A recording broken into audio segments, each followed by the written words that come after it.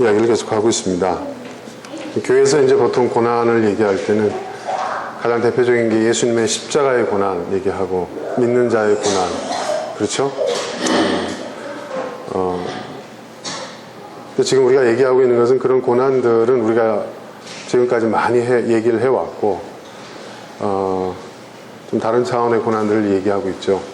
우리 인생 자체가 고난의 연속이고 그 고난에 대해서 우리가 어떻게 대처하고 고난에 대한 우리의 태도가 어떠하냐에 따라서 우리의 인생이 달라진다.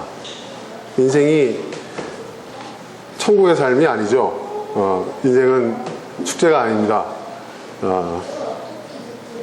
우리가 인생에 대해서 우리가 부정적일 필요는 없지만 그렇다고 지나친 또 긍정적인 태도도 바람직하지 않은 것 같아요. 왜냐하면 인생의 그 양면성을 우리가 똑같이 봐야 됩니다. 뭐 긍정적인 사고방식, 적극적인 사고방식, 교회가 그런 걸 많이 얘기를 해왔죠. 저도 한때 거기에 매료돼가지고 지나치게 이 밝은 면, 긍정적인 면만 부각하는 그런 룰을 범했던 적이 참 많은 것 같습니다. 근데 우리의 삶이라는 것이, 우리의 인생이라는 것이 녹록치 않습니다. 지금까지 우리가 인생에 대해서 어떤 생각들을 갖고 있었고 어떤 태도를 갖고 있었는지, 사실은 그 생각과 그 태도가 사실은 우리 인생의 내용과 질을 채운 거예요. 예. 근데 살아보니까 그렇지 않잖아요. 그죠, 여러분? 예. 우리가 현실 그대로 인정을 할 수 있어야 되고, 그거를 받아들일 수 있어야 되고, 거기에 대해서 우리가 올바른 태도를 가져야 됩니다. 정직한 거예요, 그게. 예, 여러분, 정직하다는 것은요, 그런 거예요. 예. 있는 그대로 받아들이는 거예요. 그게 정직한 거예요. 예.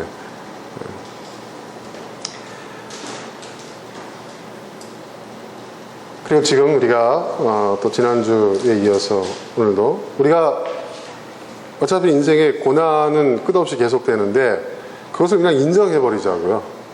왜 그런 고난이 오죠? 왜 나에게 그런 일들이 생기죠? 그런 고난 좀 피할 수 없을까요? 피할 수 있으면은, 네, 여러분, 저부터 피하고 싶습니다. 그러나 피할 수 없습니다. 살아있다는 것 자체가, 여러분, 고난이 계속 수반되는 거예요. 이제 그거를 우리가 그냥 인정해야 되는 거예요.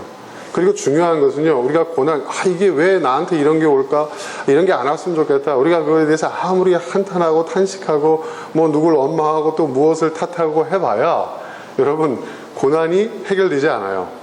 그런다고 해서 고난이 돌아가지 않습니다. 그리고 그런 것을 아무리 탓해도요, 고난이 해결되지 않습니다. 예.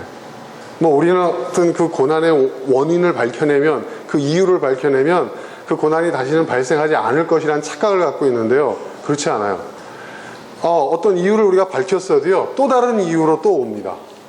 예, 그거는 아무런 상관이 없는 거예요. 그러니까 그건 결국 뭐냐, 우리에게 중요한 것은 뭐냐면, 그거는 우리가 인생을 살아가는 데 있어서 이 고난의 문제를 우리가 풀어나가는 데 있어서 아무런 도움이 안 된다는 거예요.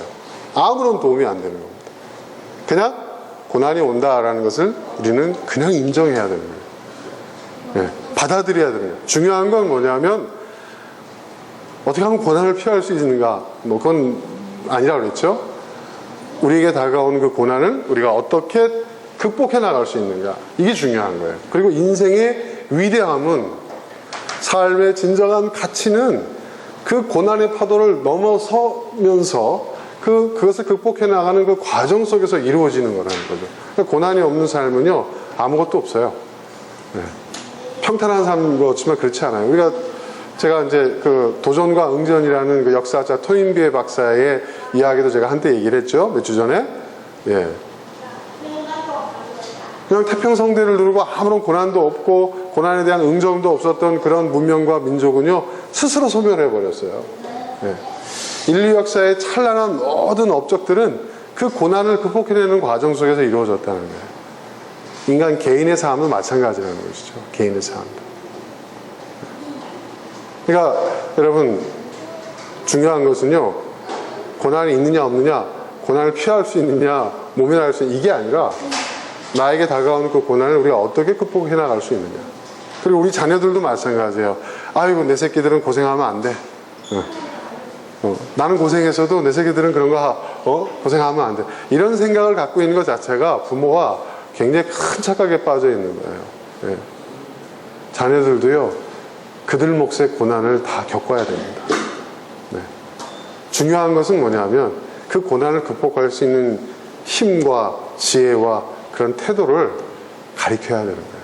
부모보다 더 잘 이겨내라고. 그러면 그 아이들이 더 나은 인생을 만들어가는 거예요. 여러분, 인생은 만들어가는 거예요. 주어지는 거 아닙니다.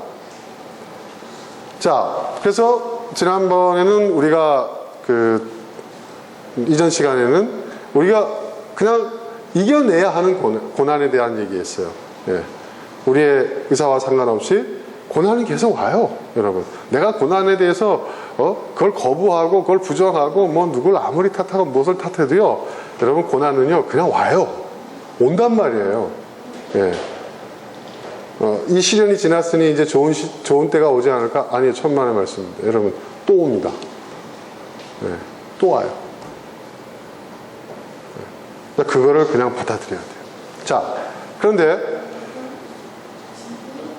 고난을 잘 보면요, 우리가 극복해야 하는, 우리가 이겨내야 하는 고난이 있어요. 우리가 감내해야 되는 고난들이 있단 말이에요. 우리의 의사와 상관없이 우리에게 밀려오는 파도와 같은 그런 고난, 인생의 고난들이 있어요. 가만히 있어도 와요. 네. 그렇죠, 여러분. 가만히 있어도 와요. 그런데요, 또 다른 차원의 고난이 있어요. 이건 뭐냐 하면 우리가 감당해야 하는 고난이 있어요. 감당해야 하는. 우리가 감당해야 하는. 그냥 우리가 감내해야 하는 고난들이 있고 우리가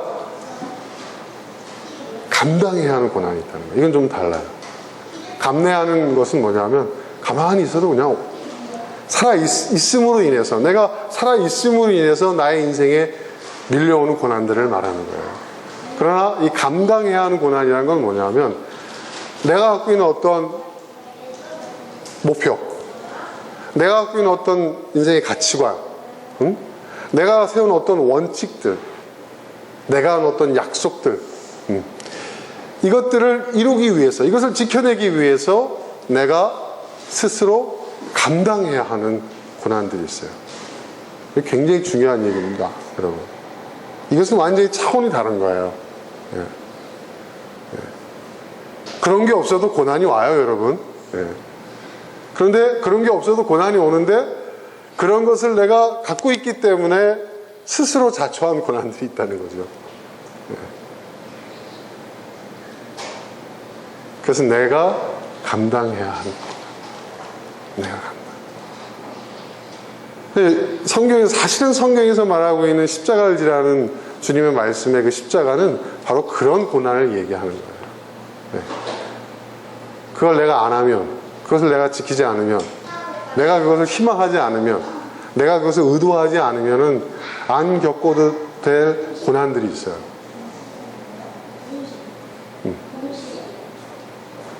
내가 그 십자가를 내려놓으면 돼요. 네. 하지만 내려놓는 사람들도 있어요. 내려놓는 사람들 어찌 하겠습니까? 저는 십자가를 내려놓는 사람들 비난하고 싶은 생각은 없어요. 옛날에는 뭐 시험에 빠진 사람, 어떤 사람 막 그런 정죄가 제 마음속에 있었고, 또 교인들한테도 그래서는 안 됩니다, 여러분, 뭐 이런 얘기를 했는데, 여러분,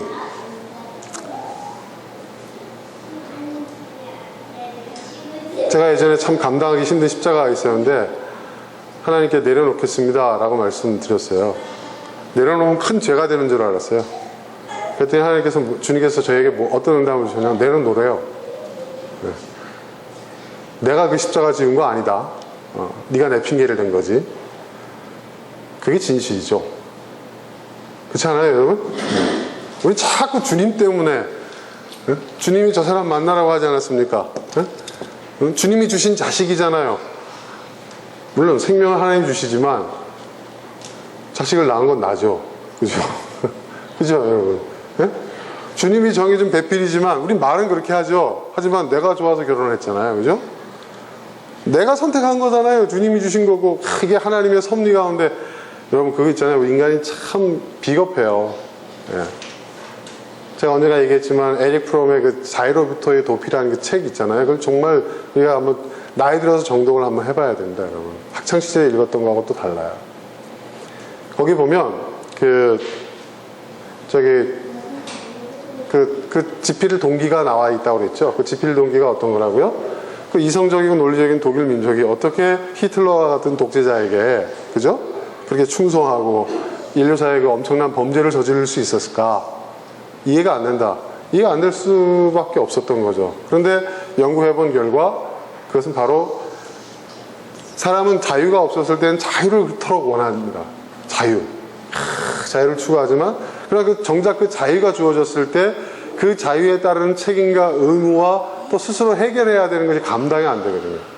그러니까 기꺼이 그 부담 때문에 그 십자가가 너무 무거워서 어떻게 하죠? 그 십자가를 대신 져줄 사람을 찾는 거죠. 예. 그리스도를 찾는 거죠. 메시아를 찾는 거죠. 그게 바로 이 히틀러였다는 거죠. 히틀러는 거짓 그리스도였던 거죠. 말하자면. 그가 나는 그리스도라는 말 한 적 없어요. 독일 민족이 그렇게 했다는 겁니다. 예. 그들은 히틀러를 그렇게 했지만 여러분, 예? 우리 인생에도요 그런 거 많아요. 정말 많습니다. 우리가 자초한 십자가를 주님이 지으신 십자가라고 얘기하는 경우가 많아요. 그죠? 예? 그렇죠? 근데 그렇지 않아요. 십자가를 지기 감당하기 어려우면요, 내려놓는 것도 여러분,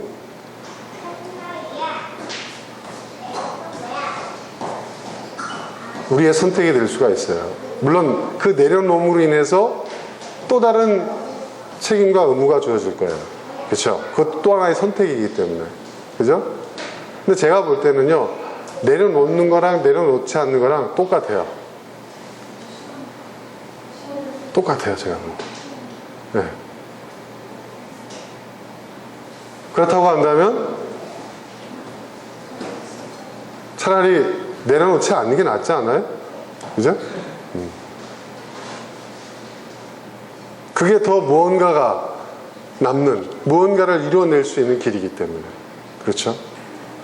그러니까 처음부터 우리는 이제는 정확하게 알아야 돼요.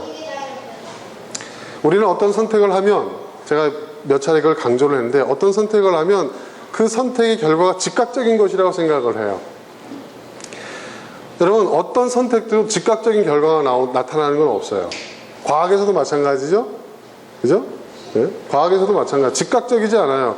그 결과가 나타나는 과정이 있는 거예요. 네. 단계가 있는 거고. 무엇이든. 네.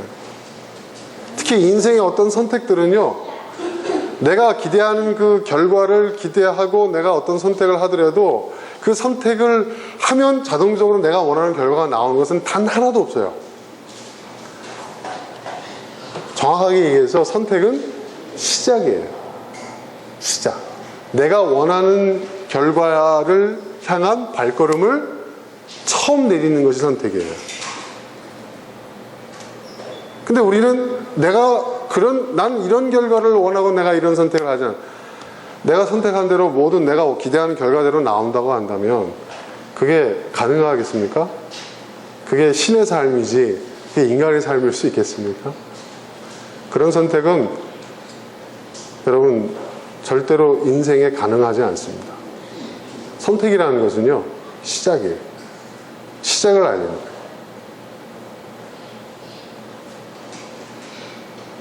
자, 내가 어떤 걸 선택했다는 것은, 그래서 어떤 선택이든지 간에 결국은 그 선택은 십자가예요. 네. 내가 어떤 선택을 하든지 간에 그 선택은 내가 자원해서 지는 십자가라는 거예요. 그 십자가를 지고 가야 되는 거예요. 네. 그 십자가의 끝은 어떻게 되느냐? 끝은 어떻게 되죠, 여러분? 그 십자가에 못 박혀 죽는 거예요. 네.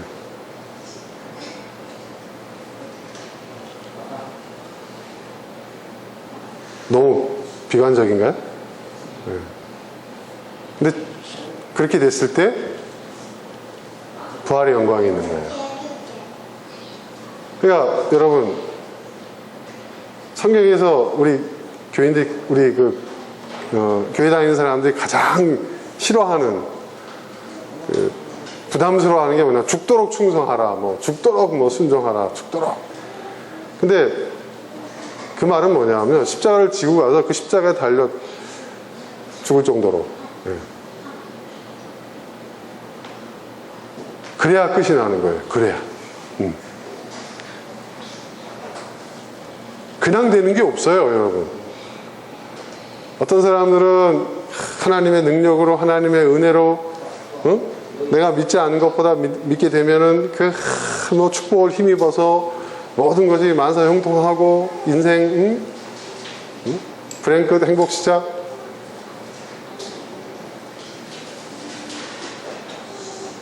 그렇다고 한다면요, 여러분, 성경을 보세요. 성경에 등장하고 있는 그렇게 믿는 기독교라면 그건 기독교가 아니에요. 성경을 보세요. 성경에 등장하고 있는 수많은 그 믿음의 사람들을 보세요. 그 사람들 과연 그렇게 살았어요? 정말 그렇게 살았어요? 그렇게 산 사람 있으면 좀 나와보라 그래요. 네. 누가 그렇게 살았어요?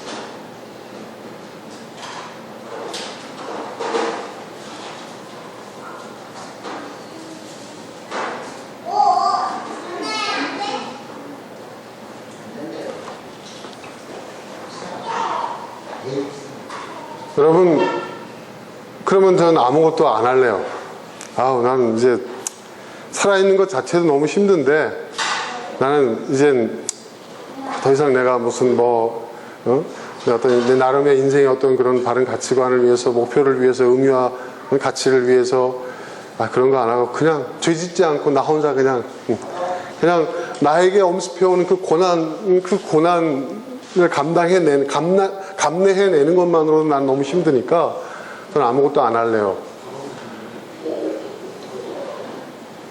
그렇게 할 수 있으면 그렇게 해보는 것도 나쁘진 않습니다. 그런데 그건 뭐냐면요, 그냥 바다 위에 떠 있는 배와 같은 존재가 되는 거예요. 여러분, 이렇게 배가 바다 위에 이렇게 떠 있잖아요.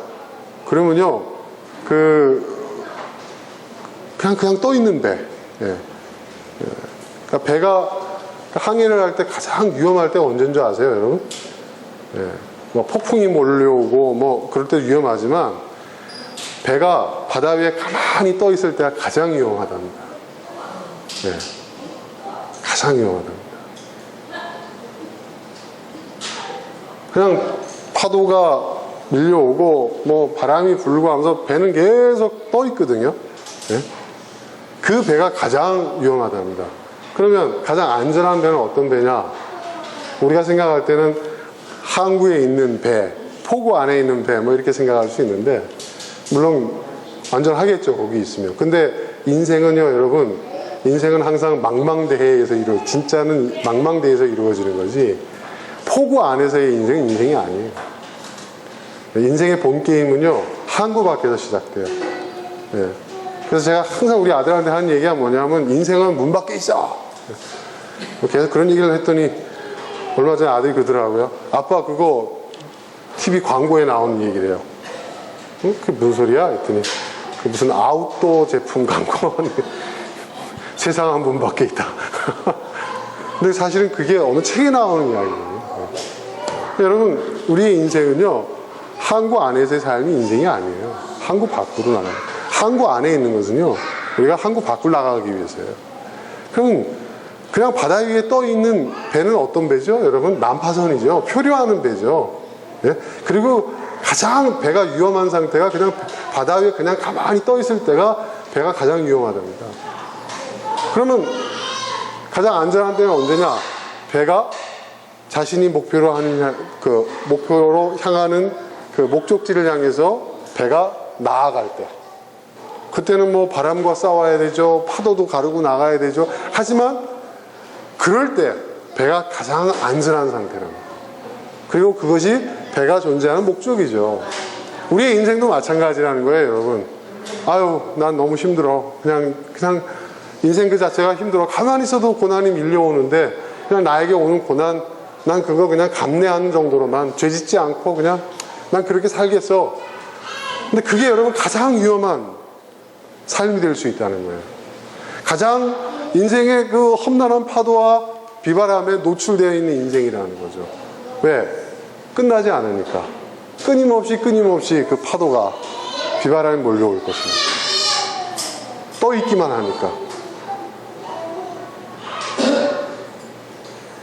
그런데 자신의 목표를 향해서, 목적지를 향해서 거친 파도를 뚫고 비바람을 뚫고 나아가는 그 배. 예. 어떻게 보면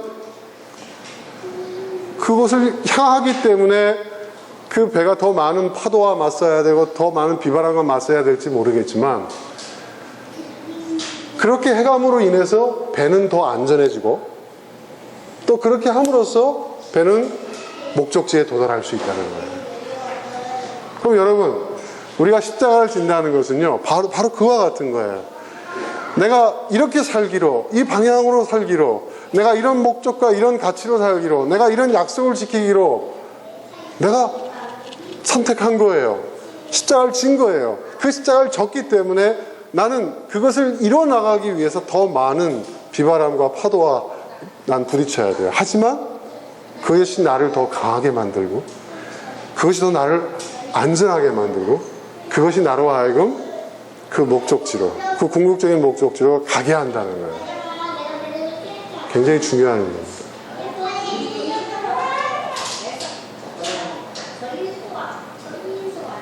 그러니까 우리 학생들도 있는데, 우리 학생들의 그 고민은, 야, 어떻게 하면 고생 안 하고 편하게 살 수 있지? 응? 어떻게 하면 좀 인생을 요령껏 재밌게 살고 즐겁게 살고 힘든 거 안 하고 살까?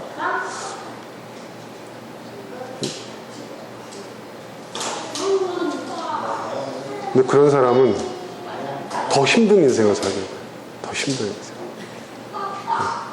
왜냐하면 인생 자체가 그런 것을 허락하지 않거든. 인생 자체가.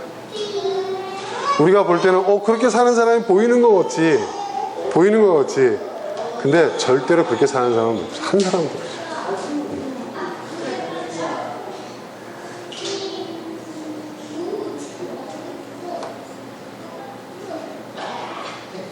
이런 고민을 해야 돼.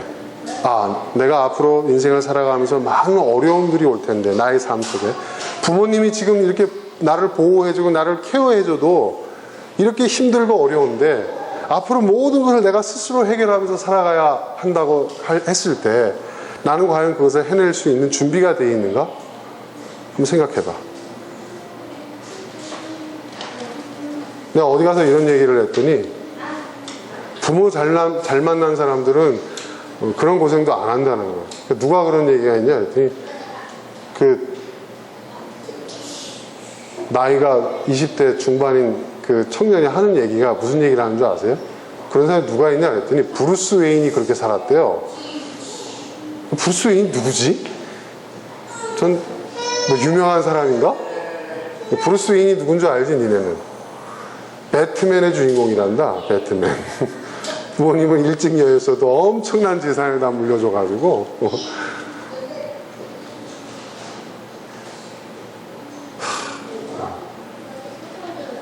24살, 25살 먹은 애가 그런 대답을 해요, 요즘.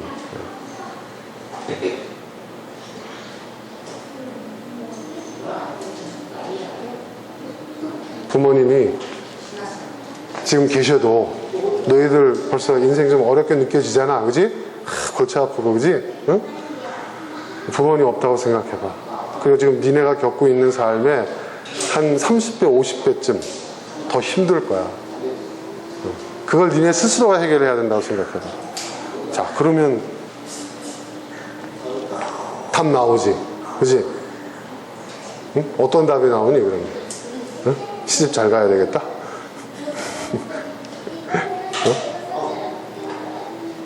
내가 얘기하지만 시집 가잖아? 엄마한테 나중에 아빠 앞에서 물어보지 말고 엄마한테 가서 살짝 물어봐. 살짝 아빠 앞에서 묻지 말고 엄마 시집 가가지고 엄마 인생에 좀 도움이 됐어요? 인생에 좀 보탬이 됐어요? 물어봐. 어? 같은 여자라서 좀 얘기를 해줘봐요 하고 물어봐. 좋은 점도 있지만 설마 나쁜 점만 있겠니? 좋은 점도 있겠지만 사실은 결혼하고 나서 엄마 인생에 한 4배 내지 5배는 더 꼬였을걸? 이건 엄마이기 때문이 아니라 모든 여자들의 삶이 다 그래요. 너희들도 마찬가지야. 속으로 목상에 악담을 하세요 이럴지 모르겠지만 이제 디즈니 영화에 보면은 꼭 그 남자 주인공은 백마를 탄 왕자님으로 그려지잖아. 그지? 백마를 탄 왕자님으로 그려지지? 사실은 다 도둑놈들이야. 그러니까 목사님이 너희들한테 지금 해준 얘기가 언젠가는 정말 실감이 날 때가 올 거야. 자, 그러면 반대로 부모님에게 있어서 자식은 어떤가? 자식은 어떤가? 자식이 어떻습니까, 여러분? 이 아이를 낳으면 정말 이 아이가 정말 정말 그 우리 부부의 그 사랑의 그 열매, 우리 가정을 완벽하게 만들어주고, 우리를 더 행복하게 만들어주고, 정말 이 아이가 이 아이 때문으로 인해서 우리 집에 웃음꽃이 질 날이 없을 거야. 하나님이 주신 생명, 축복된 생명.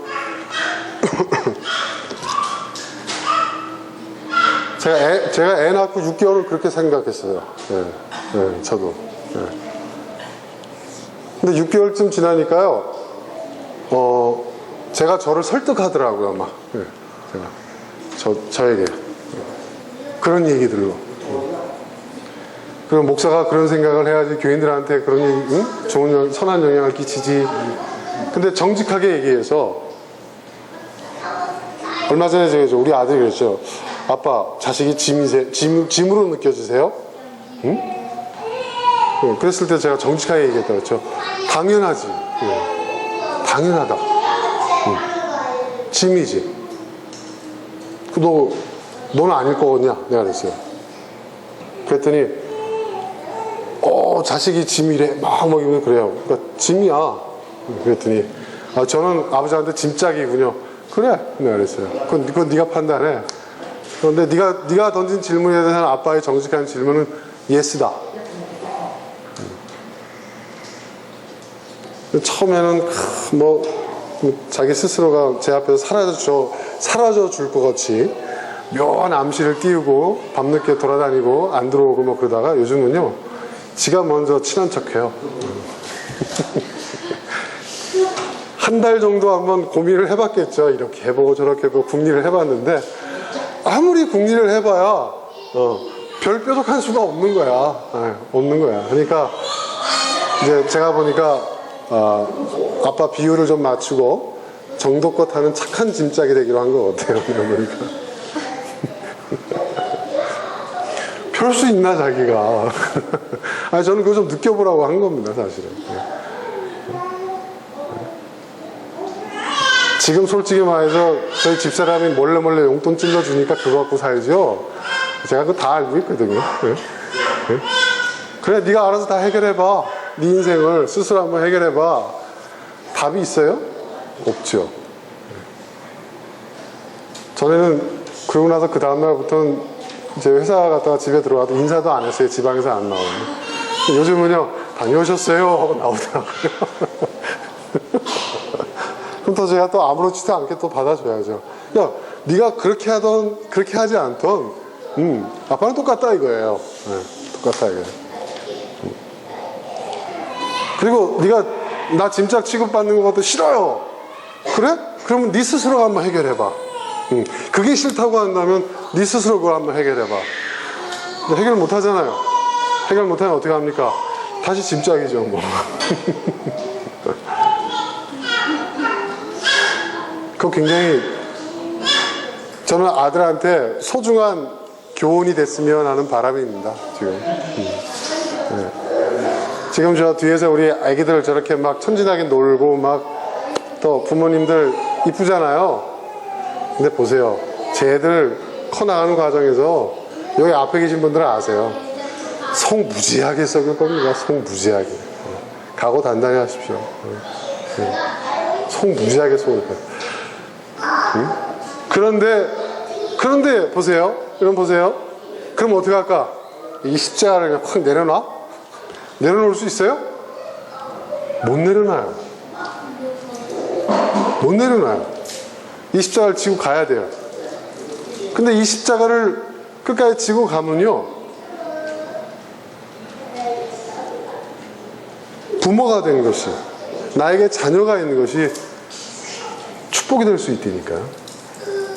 제가 얘기했지만 여러분, 제가 가만히 이렇게 보니까요, 우리가 부모로서 인생에 있어서 가장 위대한 일은 뭔지 아세요? 자녀 잘 키우는 겁니다. 잘 키우라는 것은 뭐 훌륭한 사람, 뭐 올림픽 금메달리스트, 뭐 유명한 사람 만들라는 그게 아니라요, 제대로 된 아이를 하나 키워내는 게요, 제가 볼 때 인생에서 가장 위대한 일입니다. 부모님으로서. 그러니까 여러분들에겐 그런 기회가 있는 거예요. 기회가. 혹시 여러분들 가운데 목사님, 애들도 들으니까 내가 이 얘기는 못하겠지만 속으로 사실 우리 아이는 글른 것 같아요. 희망이 없어요. 네. 아니죠. 네. 희망이 있고 없고의 문제가 아니잖아요. 부모가 된다는 것은 그런 게 아니에요, 여러분. 이제 아시잖아요, 그죠? 네. 이 아이가 뭘 잘하고 못하고 이런 문제가 아니에요. 이런 차원의 문제가 아니에요. 네. 그리고 부모는요, 세상 사람들이 다 희망이 없어도요, 부모는 그 자식에 대한 희망을 내려놓을 수가 없어요. 네. 내려놓을 수가 없어요.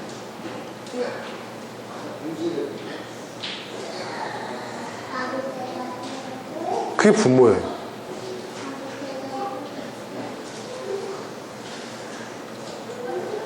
그게 여러분 십자가를 지는 심정입니다. 그게 내가 자초해서, 내가 스스로 자원해서 내가 감당해야 하는 고난을 지는 거예요. 그런데 그 고난을 지는 건 정말 힘들지만 그 고난을 끝까지 우리가 감당해내잖아요. 그러면 오늘 사도 바울이 말한 장차 우리에게 나타날 그 영광에 비할 것이 못 돼요.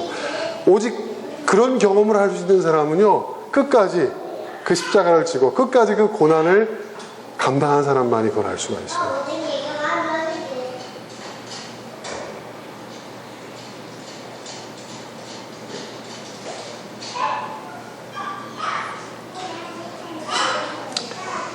우리 박 집사님 가족이 새로운 식구를 이렇게 받아들였잖아요. 저희 또 이렇게 뒤에서 보니까 친구하고 잘 놀고 있네요. 예, 너무 좋네요.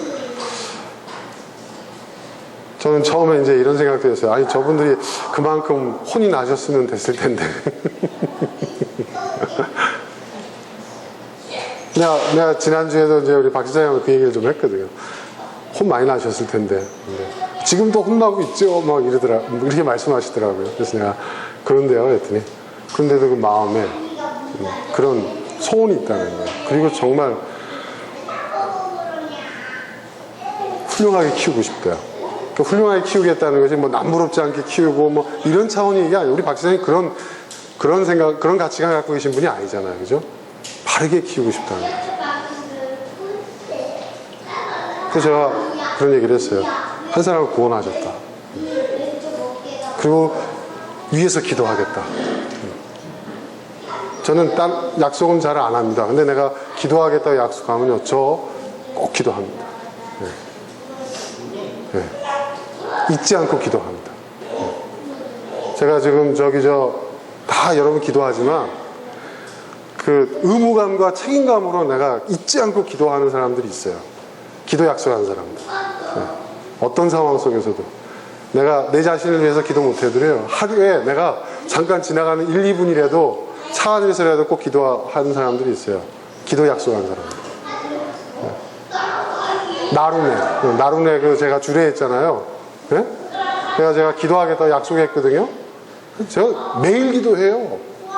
나름대 그거 아는지 모르겠어. 매일 기도합니다, 매일.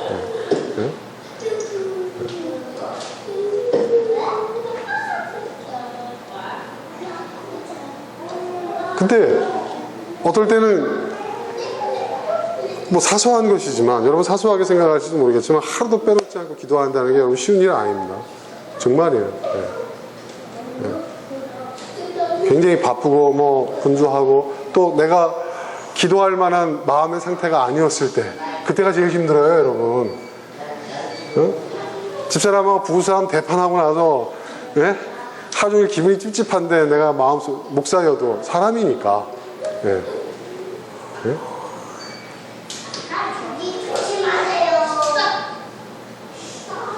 근데 기도해요.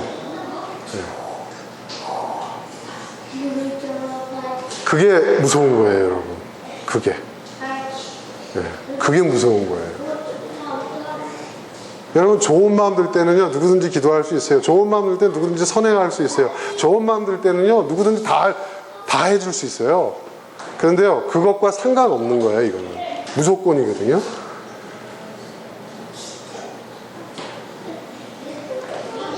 내가 자초하는 십자가죠. 내가 자초하는 고난이죠. 하지만 내가 선택한 것이기 때문에 내가 책임감을 갖고, 내가 의무감을 갖고, 의지로 내가 그걸 감당해 나가는 거예요. 그럴 때 고난도 이겨낼 수 있는 겁니다. 왜? 내가 선택했잖아. 응? 내가 선택했잖아. 응? 애들 키우다가 정말 진짜 저거 어디다 내다 버렸으면 좋겠다. 응? 저기 유학을 아프리카로 그냥 내륙 깊숙이 보내가지고 그냥 돌아오지 못하게 만들까? 그런 마음 들어도 내가 선택했잖아요. 내가 내 아이를 선택한 거 아닙니까? 하나님 주신 생명이지만, 그죠? 내 선택의 결과예요. 네? 뭐 마찬가지겠죠. 부부싸움 하면은 뭐 저만 그러겠어요? 집사람도 그러겠죠? 마음속으로는 아마 지금 한 100번쯤 이혼했을 거예요? 솔직히 그렇잖아요. 근데 그럼에도 불구하고 그럴 때마다 어떤 생각이 드는 줄 아세요? 내가 어떻게 한 결혼이지? 내가 어떻게 비율을 맞춰가지고 꼬셨지? 그거부터. 내가 특히 장인어른한테 내가 얼마나 내가 구박받아가면서 데리고 왔지? 또 우리 집안에서도 별로 이렇게 기독교 집안 별로 좋아하지 않았거든요. 그거 어떻게 힘들게 해서 한 결혼이지? 살아야 되겠다.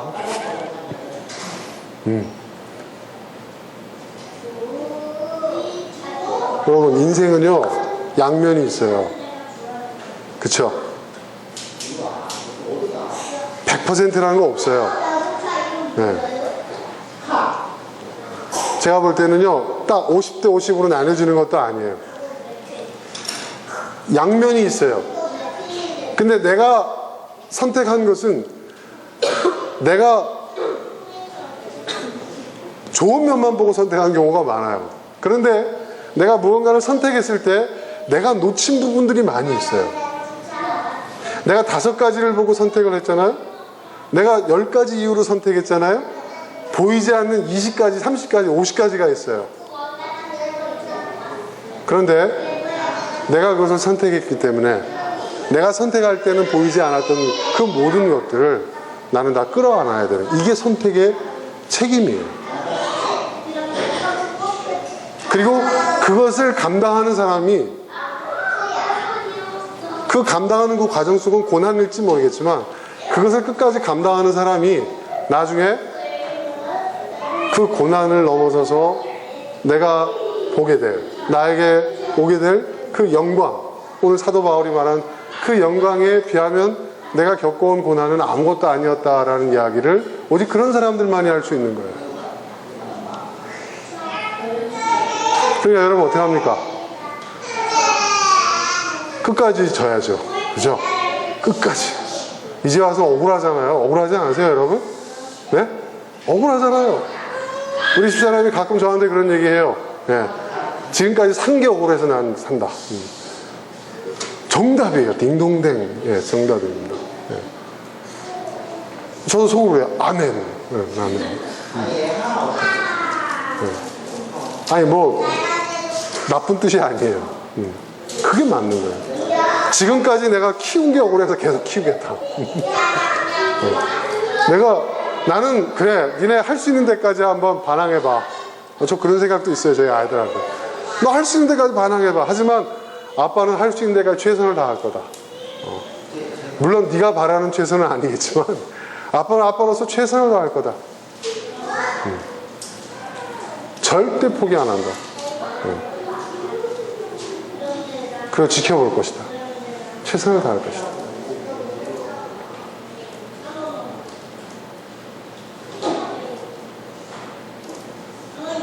왜? 저도 사도 바울과 같은 고백을 하고 싶습니다. 네. 지금 우리가 겪고 있는 고난은 장차 우리에게 나타날 영광에 비하면 아무것도 아니다. 그 고난을 끝까지 감내한 사람만이 그런 경험을 할 수가 있습니다. 여러분, 인생에 수많은 고난이 있죠. 내가 가만히 있어도 나에게 몰려오는 고난, 내가 감내해야 하는 고난, 그러나 내가 어떤 선택을 함으로 인해서 내가 스스로 자초한, 내가 감당해야 하는 고난들도 있어요. 그런데요, 감내해야 하는 고난들만 무거운 게 아니에요.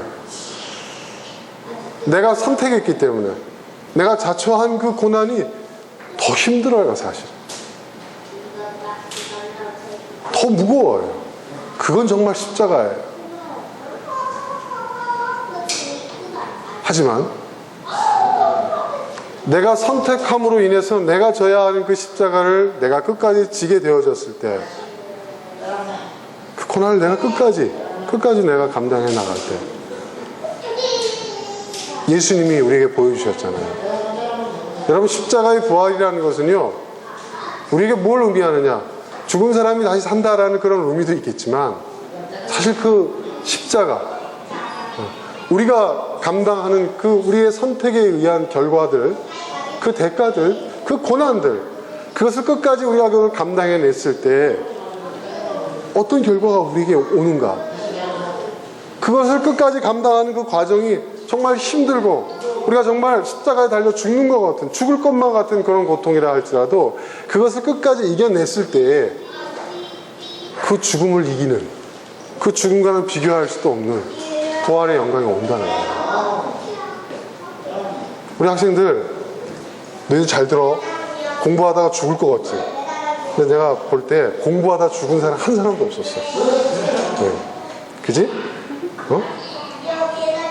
놀다 죽은 사람은 더러 있더라. 네. 물에 빠져 죽은 사람도 있고, 네? 너무 놀다가 사고 나서 죽은 사람도 있고. 근데 공부하다 죽은 사람은 없어. 죽도록 공부해봤어? 안 해봤지? 죽도록 공부 안 하는 이유가 뭘까? 공부 많이 해도 죽지 않는데, 응? 공부 많이 해서 죽은 사람 한 사람도 없는데, 인류 역사상 지금까지. 그지? 그지? 뭐 지병이 가진 사람이 공부하다 죽는 경우는 있지만 공부 때문에 죽은 사람은 없는데, 응? 왜 그럴까? 딴짓하는 척 하지 말고. 요즘 제가 좀 곤란한 질문들을 많이 하니까 얘들이 아주 그 딴짓하는 척 해요, 이제. 어떤 애는 자는 척 하는 애도 있고. 자, 왜 그럴까? 솔직히 말해봐. 세연아, 솔직히 말해봐. 너 공부 안 해? 응? 더 할 수 있는데 왜 못하지? 어? 하기 싫었어. 정직한 얘기죠. 수림이 서림이, 응? 여건이 안 받쳐줘서? 부모님이 학습 분위기를 조성 안 해줘? 응? 공부 좀 하려고 하면 텔레비 틀어? 아니지. 뭐지? 응? 어? 귀찮아서. 아, 공부하기가 귀찮아? 이야, 새로운 아주 그래. 노느라고, 그지? 근데 내가 분명히 얘기해 줄게. 학생으로서 너희들에게 오늘 가장 큰 고난은 말이야. 공부하는 게 고난이야. 진짜야. 공부하는 게 고난이야. 근데 공부하는 고난은요, 목사님 얘기하지만 인생의 그 많은 고난들 가운데서 고난 축에도 못 들어. 진짜야. 공부하는 고난을 이겨내지 못하잖아? 에이, 나 공부가 성적순위야. 뭐 행복은 성적순위 아니잖아. 공부가 뭐 밥 먹여줘? 그래, 공부가 밥 먹여주는 게 아니야. 너희가 뭐 성적을 더 많이 받았다고 해서 너희가 더 인생을 성공하고 너희가 더 행복해지는 건 아니야. 절대 아니야. 목사님도 그건 아니라고 봐. 실제로. 응. 목사님 학교 다닐 때 공부 좀 했거든? 근데 별로 행복한 것 같지가 않아. 응? 그리고 목사님 공부 정말 잘하는 사람 알거든? 내가 볼 땐 거의 천재 수재 수준에 가까운 사람 하나 있어. 근데 목사님이 이렇게 봤을 때 별로 행복해 보이지 않아. 공부 잘한다고 해서 점수 잘 본다고 해서 행복한 건 아니야. 애들이 얼굴이 지금 확 피고 있습니다. 근데 중요한 게 있어. 뭐가 있냐면, 공부 잘해서 성적을 잘 받는 게 목적이 아니라는 거야. 너희들이 공부해야 되는 이유는.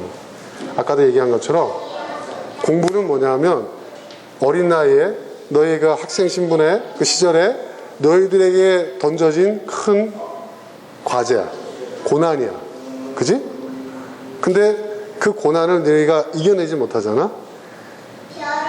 그럼 어떤 일이 벌어지냐면 다른 것보다도 공부하는 그 고난을 이기지 못한 사람은 사회에 나가서 그 공부하는 그 힘들고 어렵고 짜증나고 귀찮고 하는 그 고난과는 비교도 할 수 없는 어마어마한 괴물들이 있어. 진격의 거인들이 있어. 확 와닿지 이렇게 얘기하니까. 고개를 끄덕끄덕거리네. 이겨낼 수가 없어. 이겨낼 수가 없어. 작은 파도를 이겨내지 못한 사람은 큰 파도를 이겨낼 수가 없어. 그러니까 문제는 뭐냐면 좋은 성적을 얻는 게 목적이 아니라 이 공부하는 고난을 너희들이 참고 이겨내고 인내하는 그런 훈련을 지금 하는 거야. 이거 아무것도 아닌 것 같지? 굉장히 중요한 거야. 목사님이 이런 얘기하기 좀 그렇지만 지난주에도 얘기했지? 우리 재단의 직원을 한 20명 가까이를 새로 뽑았고 목사님 회사에서도 직원을 뽑았단 말이야. 근데 실습 기간이 있어. 뭐 짧게는 몇 주 하고 길게는 뭐 3달까지도 하는데 실습 기간이 이렇게 보면 있잖아. 처음에 면접할 때는 뽑아주기만 하면은 뭐 열심히 일을 하고 뭐 하겠다고 다들 그렇게 얘기해. 그럼 목사님은 학력을 중요하게 여기지는 않으니까 그냥 인성을 위주로 해서 뽑는다고 해가지고 뭐 대학 졸업한 사람, 명문대 나온 사람, 대학원 나온 사람, 심지어 유학까지 갔다 온 사람도 있고 고등학교 졸업한 사람도 있어. 근데 그런 거 따지지 않고 그냥 면접 점수를 가지고 뽑아봤어. 딱 보고 인상도 좋다 하면 뽑아봤어. 그런데 보니까 공부 그렇게 열심히 안 한 사람들은 목사님 이렇게 보니까 어려운 걸 이겨내지는 못하더라. 기회를 줘도 본인이 이겨내지를 못해. 그 엄청난 뭐 50대 1 목사님 회사는 50대 1로 뽑았어. 그리고 지금 이 재단의 직원들 같은 경우에는 보통 5대 1, 10대 1을 이랬다고. 기회만 주어지면 열심히 하겠다. 기회를 줬단 말이야. 뭐 너무 학력사회고 말이야. 그런 뭐 사람들이 얘기를 해서 그래 그런 걸 안 따지고 기회를 줘봤어. 근데 못 견뎌. 그리고 당연히 그 일을 하면 마땅히 그 일을 할 줄 알아야 하는데 그걸 감당을 못해.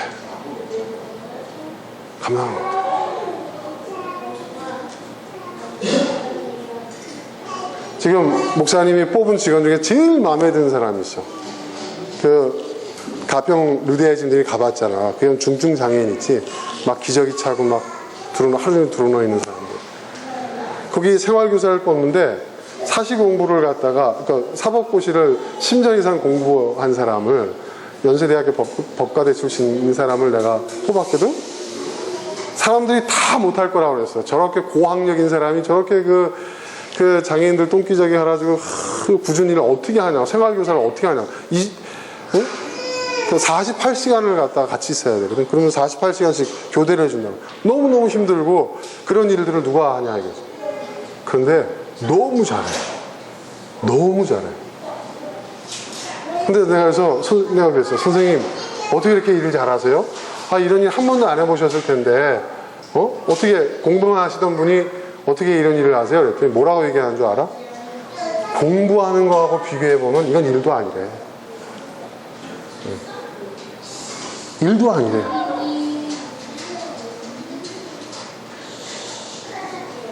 자기 너무 행복하대.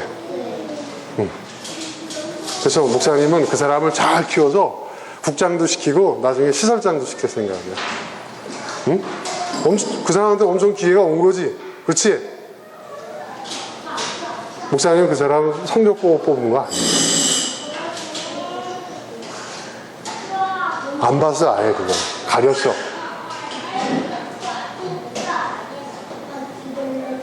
그러니까 니들 공부 열심히 해야 된다는 게, 자, 부모님은 성적, 기왕이면 성적 잘 받으면 좋겠지. 근데 열심히 하는 애들 성적도 잘 받더라. 근데 성적 잘 받으라는 소리 안 할게. 열심히 해. 정말 중요한 문제야. 이거 진짜 목사님이 너희들 붙들고 나중에 너희들 핑계 댈 수 없어. 목사님 분명히 얘기했어. 내가 나중에 청과 나중에 내가 분명히 그랬지. 2015년 6월 첫 번째 주일날 내가 수림이 너한테 내가 분명히 얘기했지. 그러면서 내가 얘기할 거야.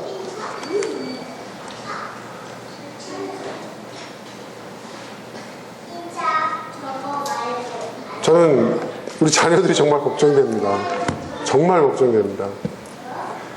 최근에 직원을 뽑느라고요. 제가 면접을 한 200명쯤 본 거였습니다. 네. 그 보면서 요즘 세상이 얼마나 힘든지를 알게 됐어요. 네. 그리고 지금 뽑아놓은 직원들 연수 기간이 끝나가고 있고 이미 끝난 직원들이 있거든요. 저는 진짜 학력에 대한 어떤 이런 것을 잡지를 않았어요. 왜? 너무 학력 위주의 사회다. 그렇다 해서 아예 그걸 덮어놨었어요. 순전히 면접 점수하고 또 그 연수 기간 동안에 그 평가한 거. 네? 여러 사람들이 몇몇 개인이 하는 게 아니라 심지어 노조원들한테도 제가 점수를 달라고 했어요. 같이 일하는 동료들이니까. 근데 그 결과를 놓고 이력서를 딱 펼쳐보는 순간 제가 놀라지 않을 수가 없었습니다. 정말 놀라지 않을 수가 없었어요.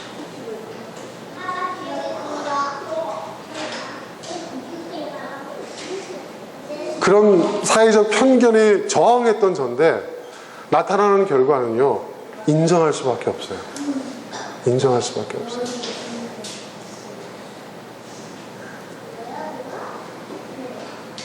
제가 보니까요, 기회는 하고 싶은 일만 한 아이한테 오는 게 아니라 해야 하는 일을 잘 해낸 아이에게 기회가 가는 것 같습니다. 우리가 자녀를 어떻게 키워야 할지 진지하게 고민해 봐야 될 것 같습니다. 또 우리 자녀들만의 문제가 아니라 우리도 마찬가지인 것 같아요. 우리도 마찬가지인 것 같아요. 본의 아니게 제가 한 200여 명 정도 되는 사람들을 가지고 테스트를 해본 일종의 시험을 한 거잖아요, 말하자면. 그죠? 네? 실험을 해본 거죠, 실험을. 근데 저는 우리 자녀도 생각났지만 제 자신도 생각해 봤습니다. 제 자신. 나는 과연 어떤가? 나는 과연 어떤가?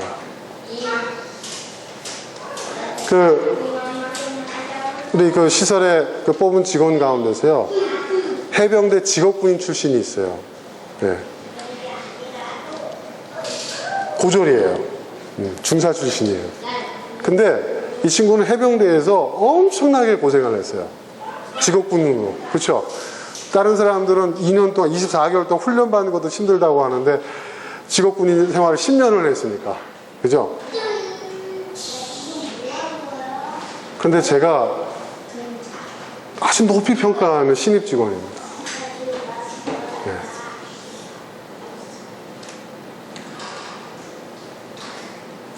그 얘기 들어보니까 고등학교 때 집이 너무 어려워가지고 저희 지금도 있는지 모르겠지만 그 고등학교 시절에 직업군인 선택하는 아이들 있잖아요. 그죠? 그래서 고등학교 졸업하자마자 하사 달고 들어가잖아요. 그리고 학비 지원 받지 않습니까? 그런 케이스로 그렇게 고생을 했어요. 그러면서 그 중사 하면서 밑에 있는 여동생 둘을 다 대학 졸업시키고 시집까지 보냈어요. 근데 자기가 상사로 진급해야 되는데 상사로 진급하는 게 별다른 것보다 더 어렵대지 않습니까? 그게 밀려가지고 이제 사회에 나와야 되는데 무슨 직업을 선택할까 고민을 해보니까 자기가 어렸을 때 그 어머니 병수발을 했는데 그때 생각이 나더라는 거예요. 아, 그럼 내가 장애인 생활교사를 해야 되겠다. 그게 내 적성에 맞는 것 같다. 그리고 좋은 일을 하고 싶다. 그래가지고 문을 두들기는데 아무 데서 뽑아주지 않더라는 거예요. 저희도 처음에 못 뽑았어요. 왜? 사회복지사 자격증이 없으니까. 떨어뜨렸어요. 그런데 연수기간 동안, 3개월 연수기간 동안에, 예? 연수 기회를 줬는데 감당 못하고 도망간 사람이 있었거든요. 그 공석을 채우는데 또 열심히 그동안에 공부해가지고 자격증을 따가지고 온 거예요. 또 지원한 거예요. 네, 이런 사람은 뽑아야 된다는 거죠. 근데 지금 너무 잘해요. 그 사람도 열심히 경력 쌓고 열심히 성실하게 근무하면 제가 학력에 상관없이 기회를 줄 겁니다. 제가 이사장으로 있는 한 국장도 시키고 팀장도 시키고 가능하면 시설장도 시킬 거예요. 제가 그래서요, 열심히 공부해라. 가능하면 여건도 되면은 저 가까운데 그 강원대학교 야간과정이 있으니까 춘천 가깝잖아요, 가평에서. 글로 가라. 국장쯤 되려면 졸업장은 있어야 된다. 제가 막 그런 얘기를 해요, 신입사원한테. 기회를 주고 싶은 거예요. 왜? 열심히 하니까. 그러니까 고생하고 공부를 해서 아주 지독하게 공부를 하는 고생을 하든지 아니면 정말 가난하고 힘들고 어떤 그런 가정 환경 때문에 지독하게 고생을 하든지 아무튼 고생하고 그런 고난의 과정을 통과한 사람들이 일도 제대로 하더라고요. 사회생활도 제대로 하더라고요. 기회가 주어졌을 때 그 기회를 자기 걸 만들더라고요. 이거는 그냥 하는 이론적인 얘기가 아니에요.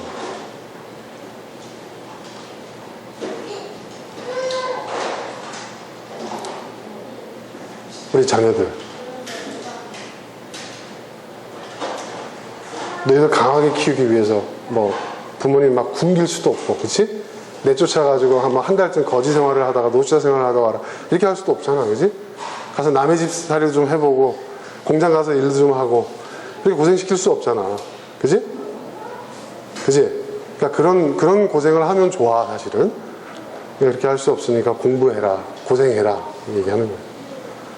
공부하는 고생을 잘 이겨내도록 해. 하고 싶은 일만 하는 사람은 본인도 고난을 이겨낼 수 있는 힘이 없고 또 하고 싶은 일을 하는 사람한테 그런 기회도 주어지지가 않아. 해야 할 일을 잘 해내는 사람에게 기회가 주어지더라.